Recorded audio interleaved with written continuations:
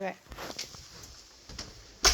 The graviton is a hypothetical particle that is the force carrier of gravity. Force carrier particles are called gauge bosons. Okay.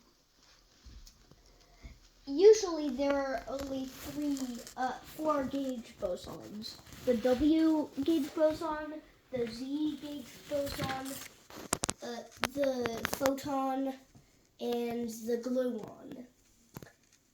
But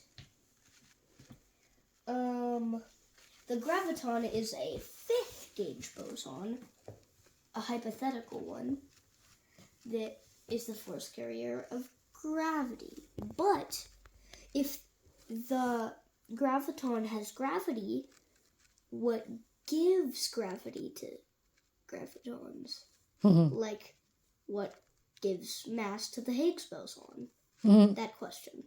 Oh, I like that.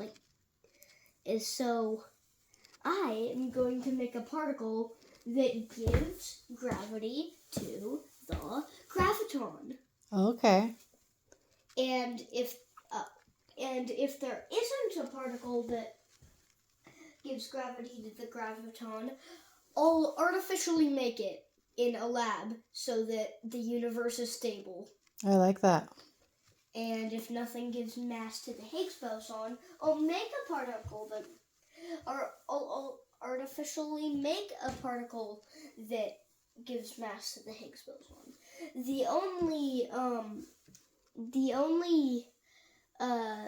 The worst case scenario is that we cause a vacuum decay. Do you know what a vacuum decay is? I know what a vacuum is. A vacuum decay. No. Why don't you just explain it? I'll explain what a vacuum decay is. Okay.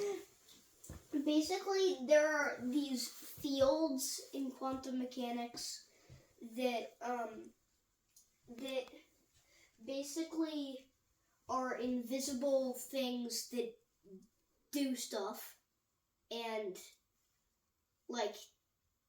they're always there, even when particles aren't around.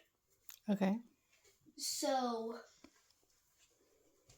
the Higgs field actually, when an object is on top of a hill and it could roll off, then it has a high potential energy. But the Higgs boson is like that object. It has a high potential energy. But if the object falls, it releases kinetic energy. And if the Higgs field falls, it releases a lot of kinetic energy. And it releases a bubble growing at the speed of light that annihilates any matter and quantum fields inside of it. Okay. Anything that it touches. Okay.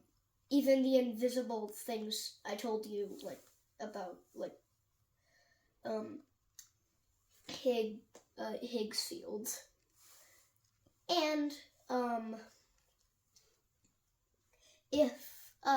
if that does happen, not only everything would be destroyed, but it would start a new Big Bang, and physics would be completely different.